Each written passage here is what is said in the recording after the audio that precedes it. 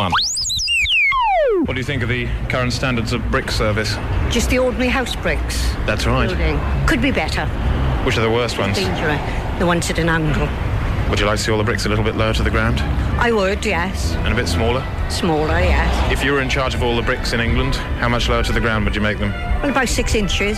And how much smaller? Smaller than a beaker, about a teacup size. Final note on brick service, what sort of sound would they make? Just a quiet little tinkle thing. Like a chime? Yes, a low chime. By what year?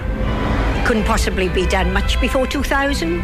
But by then you'd like to see chiming bricks lower to the ground in the size of a beaker? Yeah. We've reached the advice section of the programme. We're looking today at hair speeds. Obviously a bad idea to get the wrong kind of hair speed going, isn't it? Yeah. If you were walking along and your hair was going too fast, what would happen? It'd come off. I suppose some sort of speed limit would be in order, wouldn't it, for hair? Of course it would, yeah. Would that speed limit change with size of hair? Yeah, I'd say it would, yeah. So for a 6-inch hairstyle, what kind of speed would you advise? About 10. About 10 miles an hour. 10 miles an hour for a 6-inch hairstyle, and for a 12-inch hairstyle? Yeah. Would it be up or down? About 12 miles an hour. And for a really large 3-foot hairstyle? Slower or faster than the others? Oh, faster. So what sort of speed would you allow for a big 3-foot skyscraper hairstyle? 15 miles an hour. We're looking today at furball atrocities. Do you think furball atrocities are good? You mean swearing? No, atrocities with furballs.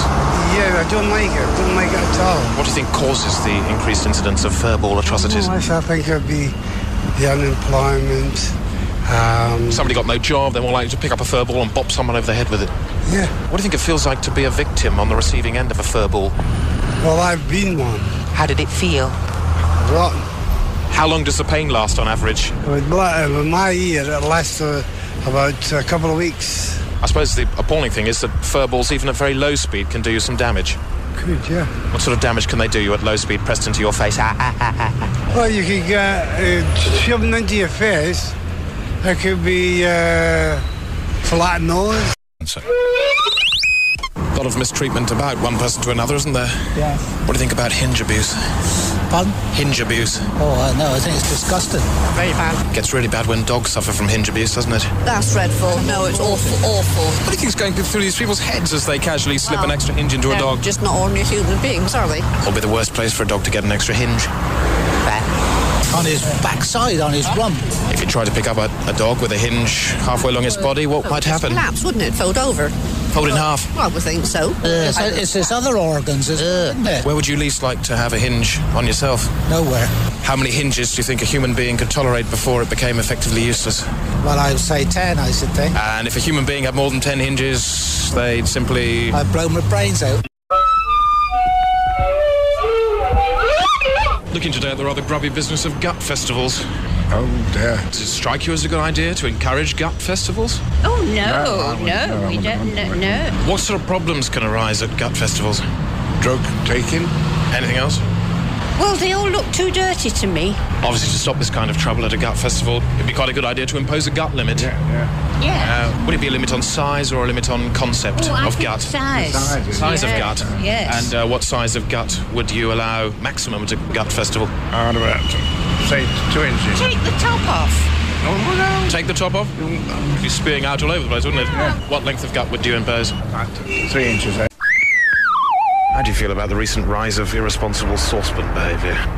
I don't know anything about that. Saucepan, did you say? Some of them are quite heavy. Yeah, especially the iron ones. The iron ones. The iron ones, yeah. The iron ones.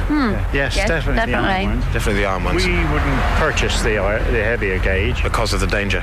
Yeah. What to you would be irresponsibility around the area of a saucepan? Well, the way you handle it, of course. I think they're very heavy, actually, aren't they? These cast iron, if that's what the ones we're talking about. The old black pots like they used to use. And you shouldn't cast iron No. at people. No. You've got to stack it, isn't it? Height above the ground is important. Yes, definitely. What could be the worst thing you think that could happen in the house due to irresponsible saucepan behaviour? Well, if I had a heavy one on a shelving system, if it fell down, it'd do a bit of damage to one. Do you think you'd ever get up again? No. And what's the maximum height above the ground that these things should be stored at anyway? Eye level. What do you think about taking a leaf out of the catering industry's book and attaching a couple of helium balloons so that if it fell off the shelf, it would come down slowly? Yes, that's true. How many balloons would you recommend? 5? Noise attendants, are they necessary? Noise attendants? It is said that there is too much noise at the moment. Noise attendants might be one solution. Yeah, I think so, because it's very difficult to find a pub now that's not blasting out music. How many noise attendants would you like to see? Oh, about 2 or 3, I think. 2 or 3 per acre? Yeah. How much public money would you be prepared to see spent on noise attendants? Oh, God. £10 million, something like that? What colour uniform should they wear? I would just say something like a pale blue blazer, something like that. So they've got to stand out, haven't they? Should they have a little box to stand on if they were below a certain height? I suppose so. Or how big a box? Well, about the size of a beer crate. If they were to serve their function well, they couldn't really talk above the noise that was being made. Otherwise, they'd be making more noise themselves. Yeah. So what would you have them do? Well, they probably have to flash a card and say, please. What would be written on the card?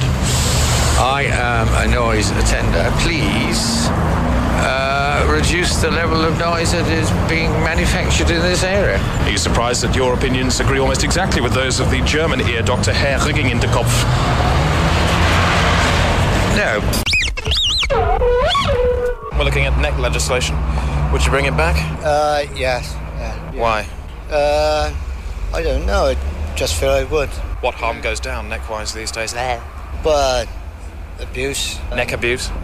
Yeah, neck abuse. Scarf abuse? But tie abuse. How high up should neck legislation be tabled? But feet, cut the feet. Necks on their own or anything else with them? No, on their own. What is the most important area to legislate in for necks? Angle, disposition. Angle and disposition? Yeah. What angle? Well, I should imagine coming down, over. Neck angle coming down over? Yeah. Can you put a number on it? 6. Tossing your head. What does it mean when you do it? Tossing my head means you don't want to know. Is it an outdated thing to do, toss your head? We don't see so much of these days, do we? No. So what distance would you say would the ideal distance for tossing your head? Oh, I think 10 feet. Be pointless doing it if they were further away. Oh, I think so. Then they wouldn't know what the score, why you were tossing your head in the first place. Exactly. And it might not carry. No, of course they wouldn't. No. So when you don't want to know, you toss your head. Yeah. A little gesture in my arms as well, yeah. To accompany the departure of your head. That's right, yeah. And then you'd try and make your way home as normally as you could. That's right, of course I would.